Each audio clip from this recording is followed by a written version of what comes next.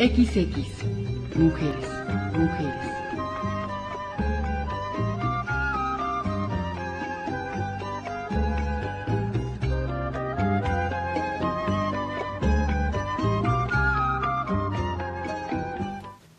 ¿Qué tal? Donde quiera que te encuentres, bienvenido, bienvenida a una emisión más de XX Mujeres. Maribel Ortega Arriola te saluda con el gusto de siempre y por supuesto lo hago también a nombre de la última emisión de Complicidad con mi compañera Lupita Hernández, que justamente en la anterior ya habíamos anticipado que este sería el último programa en el que ella nos supervisaría y esperemos que a donde quiera que vaya, pues le vaya exitosamente como siempre. Así es que bienvenidos.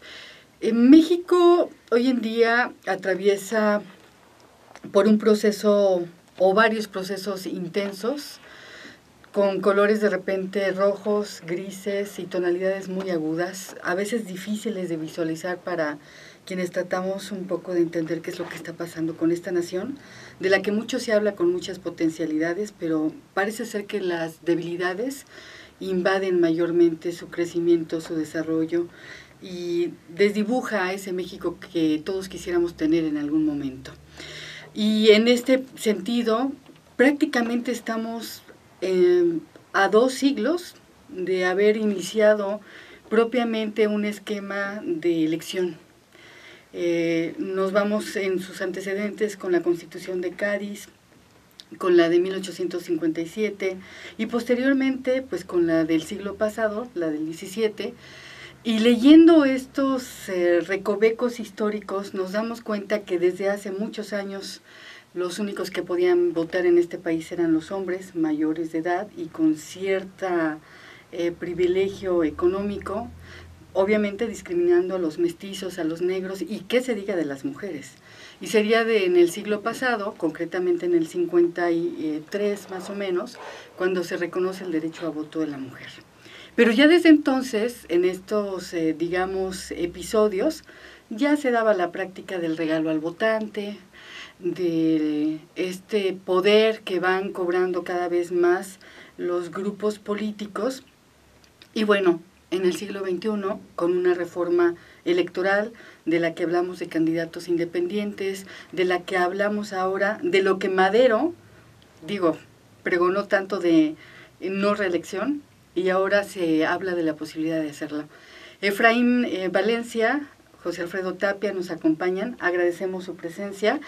Y más que echarnos un round con la historia, a mí me gustaría que nos dijeran desde su área de expertices, de académicos, de conocedores de este ámbito, ¿qué le espera al electorado en México, particularmente al michoacano, con todo este contexto que tenemos, con una, a mí me parece, y es el personal punto de vista, una reforma que sigue siendo discriminatoria, que coloca en desventaja a los ciudadanos en sí y que están hasta el queque, por no decir hartos, de la política misma, de su ejercicio y de este proceso que hoy por hoy no es creíble. Bienvenidos. Muchas gracias, maestra Maribel, me da mucho gusto poder compartir, saludos al auditorio. Y la verdad tocas un tema importantísimo y algo que yo creo que las reflexiones están a flor de piel en todo momento. Tú decías algo interesante, hay mucho más debilidades en la estructura político-electoral que tenemos que fortalezas. No quiero decir que no vayamos en un camino en donde se quieran resolver todas estas situaciones, pero hay muchísimas debilidades. Recordemos una cosa, normalmente muchas de las situaciones que tenemos parten de un elemento de desconfianza. Siempre hay en el entorno, en la base, desconfianzas. Tomo un elemento para llegar a esta parte de candidaturas independientes que tú referías al final de este recuento histórico que muy atinadamente hacías. Hay en el 2004 un informe País sobre la calidad de la ciudadanía en México, que editó el IFE en aquel momento y junto con el Colegio de México. Y cuando tú te vas a la parte sobre valores y calidad de la ciudadanía, particularmente a lo que tiene que ver con confianza institucional, es alarmante que solo el 20% de las personas confían en los partidos políticos y en los diputados en particular. va subiendo un poquito, la autoridad electoral al 34%, y de ahí se va al 50% a la iglesia, al ejército, curiosamente, ¿no? O sea, hay una crisis de credibilidad, ¿no? Eso por un lado. Esa crisis de credibilidad hay que atenderla, y hay que atenderla por los cauces institucionales. Y yo creo que esa parte, como detección de debilidades, es un primer elemento que nos lleva a mirar, a resarcir las candidaturas independientes, porque ya se tenían. Alfredo seguramente nos dará alguna referencia, no sé si en el 46 ya se tenían candidaturas independientes, se eliminaron y bueno, pues quedaron solamente las posibilidades en los partidos políticos. Por otro lado, hay un elemento también que yo diría tiene que ver con el reclamo el reclamo ciudadano a través de instituciones para abrir las candidaturas independientes. Y refiero un caso muy sonado aquí en Michoacán, el caso del ciudadano Manuel Guillén Monzón, que desde 2001, de manera institucional, generó una serie de reclamos en juicios de protección para sus derechos político-electorales. Y que no han cuajado. Y que bueno, pues mira, a lo mejor eso fue también otro de los elementos de la presión para abrir la reforma del 2013 ya con las candidaturas independientes. Y junto con ello el caso de Jorge Castañeda, que llegó a la Corte Interamericana de Derechos Humanos, en donde la Corte, digo de manera muy respetuosa, pero sí hubo una recomendación al gobierno de México que se pudieran abrir esos espacios para candidaturas independientes. Entonces yo creo que había un caldo de cultivo, por un lado, en el reclamo y en la descredibilidad que tenían partidos políticos y autoridades electorales, y por otro lado, bueno, la presión de ciudadanos para abrir nuevamente este espacio de candidaturas independientes. Se abre en la reforma del 2013, se establece primero a nivel federal y luego se les pide a los estados que la introduzcan ya en sus respectivas legislaciones locales, pero se abre de una manera muy limitada. Totalmente. Se abre de una manera que pareciera más complejo llegar a ser candidato independiente que formar un partido político. Y habla de una necesidad de una cultura que no se tiene y sobre todo de una serie de requisitos que la verdad es que, perdón, pero cumplir con una cantidad determinada de firmas en base a un porcentaje poblacional, pues no es nada fácil. Sí, yo retomaría un poquito el contexto en el cual iniciaron, diría lo siguiente, bueno, de alguna manera en el texto constitucional siempre nos ha dado la prerrogativa a la propia Constitución, y no nada más la Constitución, entendiendo esta como esa lucha social que se ha dado permanentemente y se constitucionaliza o se legaliza precisamente en nuestra máxima norma jurídica o de expresión social, que es la Constitución. Es decir, siempre hemos tenido la posibilidad de votar y de ser votados. Eso es una cosa que siempre hay que mantener al tanto. El problema es precisamente que quienes controlan el poder, porque hay control del poder en este sentido, nunca habían visualizado ni visibilizado la posibilidad de darle ese otro instrumento a la población.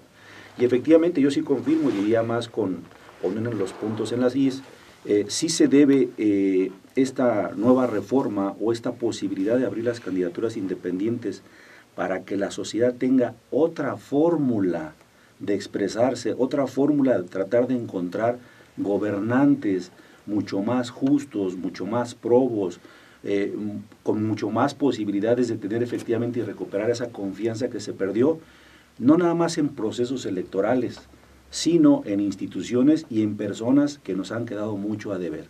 Michoacán en este momento pues, es un caso muy claro en donde si preguntamos y creemos en nuestros gobernantes, muy poca gente, me atrevería a decir, que diría que sí. Esperanza tiene muchos y efectivamente se tiende o va hacia las candidaturas independientes. Y entonces en ese contexto diría yo que efectivamente se visibiliza otra vez y se visualiza lo que es la partidocracia en el sentido de haber puesto a través del Congreso, obviamente, donde están las representaciones de los partidos políticos. Recordemos que los partidos políticos tienen a los diputados como sus representantes, porque ahí de las fracciones, de ahí salieron, ¿no? Más allá de ser representantes de la sociedad. ¿Y por qué lo digo?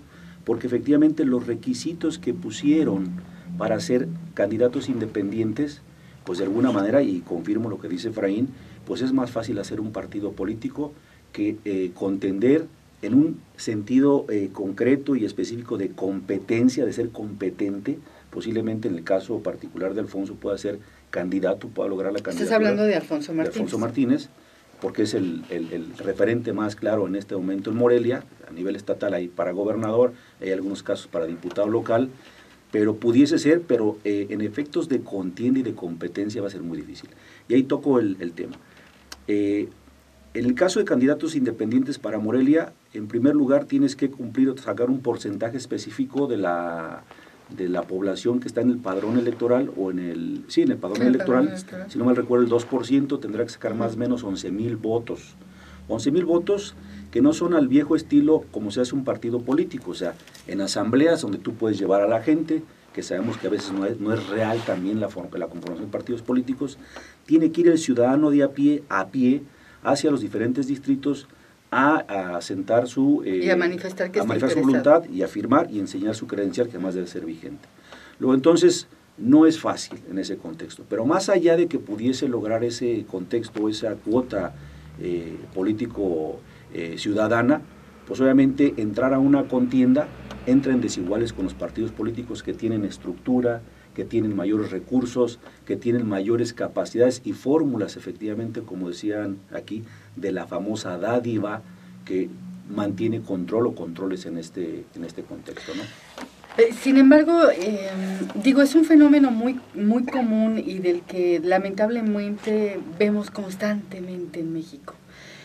Personajes que están en un partido político, que se cambian a otro, que coquetean, ¿no?, de repente con estos escenarios, y que además, al final del día, hoy por hoy también vemos como hay partidos políticos que mandan llamar a futbolistas, ¿no?, o a gente que públicamente o popularmente es reconocida. ¿Cuántos actores o actrices no hemos visto en los curules, ¿no?, ocupando cargos? Y bueno, esto, lejos de su capacidad, digamos, en su desempeño, habla de que hoy por hoy encontrar realmente ciudadanos de a pie que se hayan construido en un escenario de conciencia política es difícil y seguramente nos va a llevar unos buenos años. Sin embargo, la pregunta muy concreta que yo les quiero hacer es, después de todo esto, ¿qué sí tendrían el electorado que considerar para decidir, te doy mi voto o no te doy mi voto? ¿Cuáles son, digamos, esa radiografía, ese cristal con el que yo tendría que ver esta realidad que estamos viviendo y que en algún momento, el 7 de junio, vamos a tener que decidir, ¿no? ¿Realmente cuál es el escenario?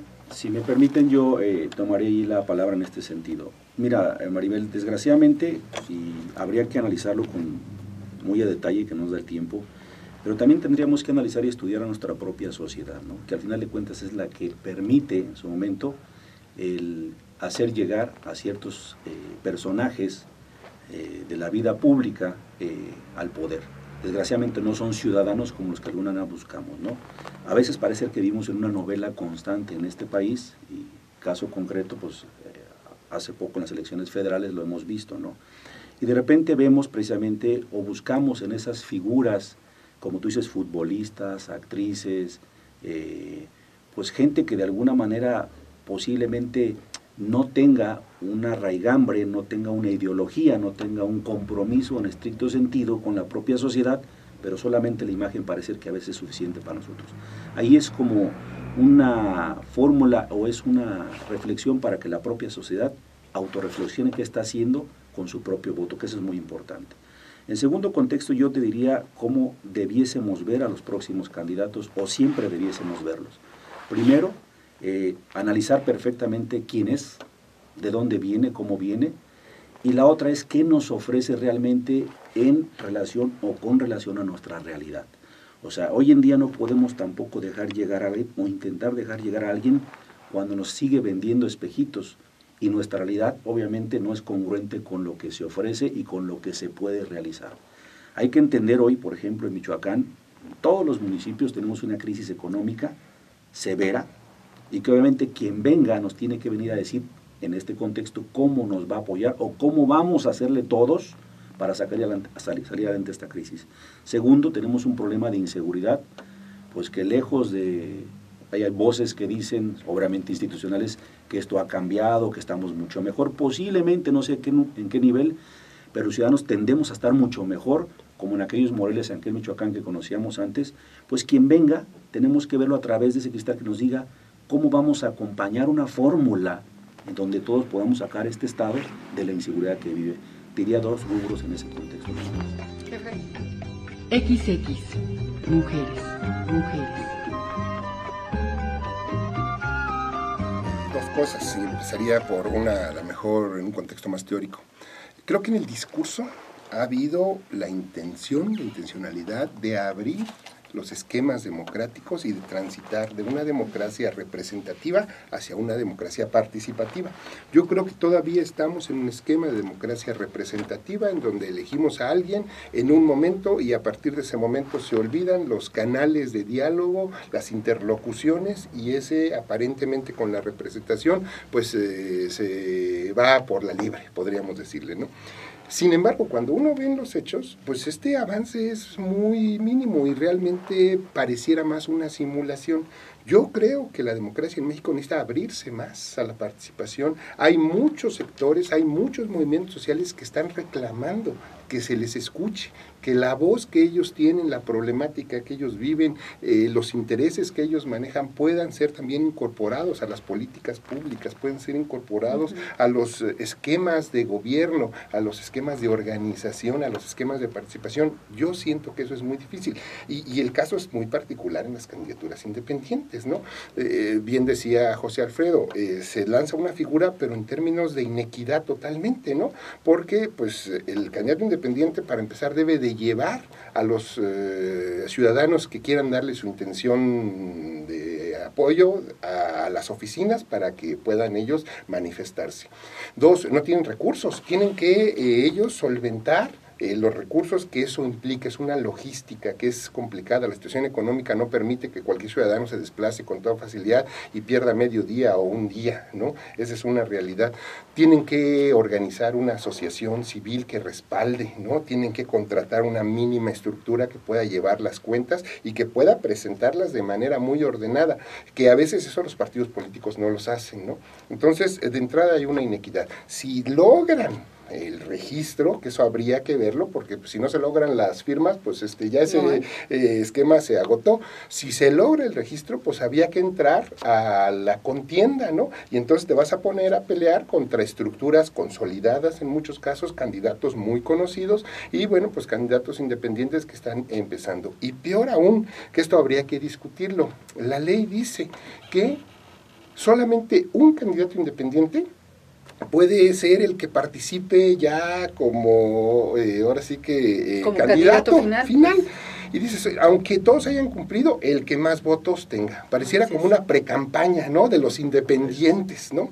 Y dices, oye, si de lo que se trata es abrir las cosas para la sociedad, y pareciera que esos esquemas es para ver cómo se cierra, ¿no? Y al final del día, entonces, la lectura que queda es, bueno, si como candidatos independientes, así, en ese escenario no puedo, pues entonces sigo pensando en que los partidos políticos o estas alianzas que de repente se dan son hoy por hoy la única, digamos, oportunidad. Y en ese sentido, la pregunta también sería, reforma electoral 2014, ¿ventaja para México o un retroceso? Yo diría, en términos sociales ciudadanos, que viene a ser un logro también de ese impulso, de esa necesidad de la sociedad. Ventajas desde el contexto ya pragmático, creo que no. Creo que todavía hay varias cosas que hay que hacer. Hoy en día tenemos un plan piloto, por así decirlo, para saber cómo funcionan las candidaturas independientes, pero por lo menos ya las tenemos ahí, ya están en juego. Eso diría que sería la ventaja. La desventaja es que no está construida esa fórmula, efectivamente, como dice Efraín, para que realmente puedan acceder al poder los ciudadanos. ¿Y por qué pongo énfasis en los ciudadanos? Porque también parece ser que así como está la fórmula en este contexto, en un comparativo con otras fórmulas en otras entidades, inclusive en otros países, debiésemos también cuidar mucho de que sean aquellos ciudadanos probos, aquellos ciudadanos que de alguna manera conocemos doctores, conocemos ingenieros, conocemos vecinos, conocemos empresarios que son probos y son netamente ciudadanos. Aquí la fórmula nos ha dejado abierta también, desgraciadamente, un contexto en donde si tienes problemas en un partido político, cumpliendo los tiempos te sales de él y puedes contender como entre comillas, como ciudadanos. Es decir, tampoco estamos viendo en el escenario, más que a excepciones, los ciudadanos propiamente dicho, en una, aunque problemática fórmula electoral nueva de candidaturas ciudadanas, no hemos visto realmente ciudadanos. Es también muy importante ver cómo podemos corregir esa normativa. Y yo diría también este contexto, lo que decía Efraín y lo que decías tú, Mari. Desgraciadamente esta fórmula te vuelve a inducir a que busques lo que no queremos ya, otra vez estructuras del viejo sistema, personajes del viejo sistema, para que, entre comillas, a todos los ciudadanos que quieran acceder, pues les pueda apoyar a aquellos que de alguna manera tienen controladas las estructuras en el municipio, en el estado y en el propio país. O sea, no deja mucho. Entonces yo creo que sí es importante corregir el esquema como el cual se han lanzado hoy en día las candidaturas independientes, sobre todo en Michoacán. Yo quisiera verlo también como un primer paso, quizá muy limitado. Yo hubiera esperado más. Es un reclamo, no es un experimento, es algo que ya se está sintiendo en la sociedad. Y yo hubiera esperado que la reforma considerara en ese, a lo mejor, primer ejercicio que se pretendía hacer, pues algo más abierto, ¿no? Y después revisarlo y poder ajustarlo. Yo creo que se fue al revés, ¿no? Es decir, cerrarlo lo más posible y ver cómo funciona. Yo creo que en Michoacán vamos a tener prácticamente un candidato independiente, no me suena más, no veo más, ¿no? Y entonces eso de entrada me dice, pues la fórmula, el esquema que se planteó no es un esquema que permita realmente esa pretensión que se tenía de abrir los esquemas, la organización política electoral para los ciudadanos. Yo creo que los partidos políticos también en el fondo tienen cierto temor, cierta resistencia a abrir las cosas, ¿no? Es perder un monopolio. Y bueno, pues perder los monopolios no está tan sencillo y no es tan fácil, ¿no? Y esa pérdida que en un momento dado pudieran ver en el horizonte los partidos, pues ellos tienen, por un lado, las posibilidades de competir, pero por otro lado, las posibilidades de hacer leyes también.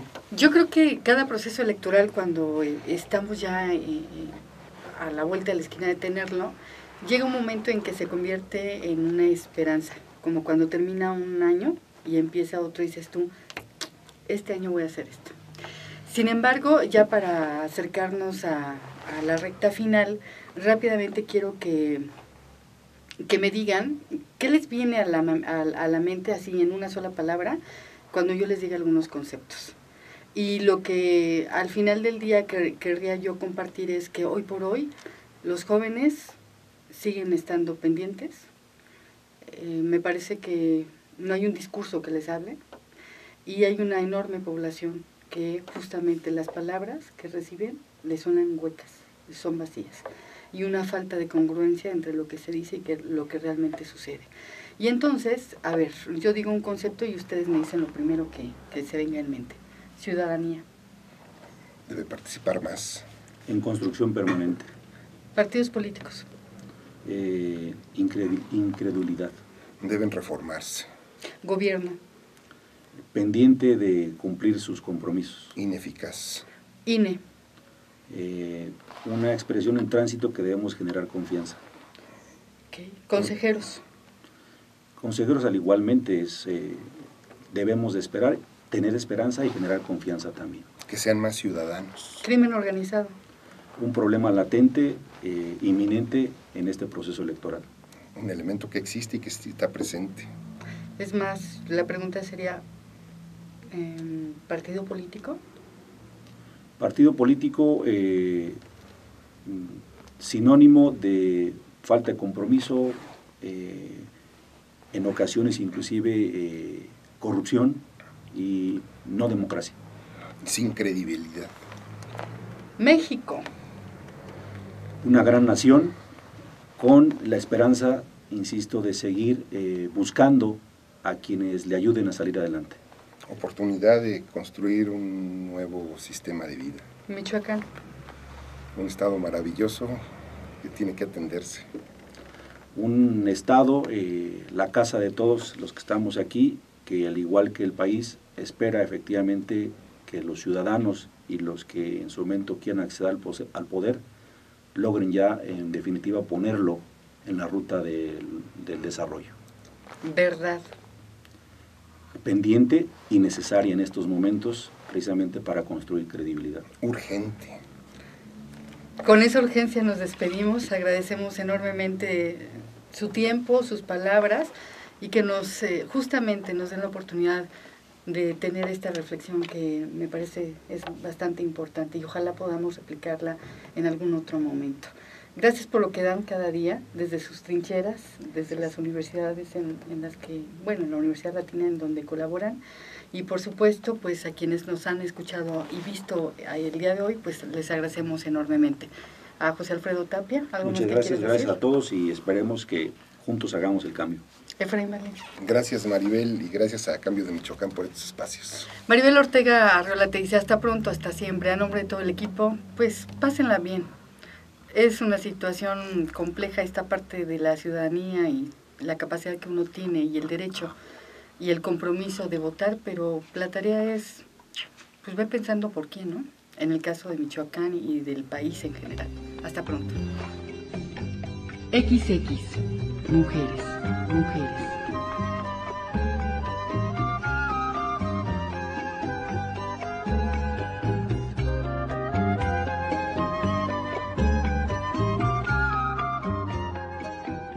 ¿Qué tal? Bienvenidos. Nos damos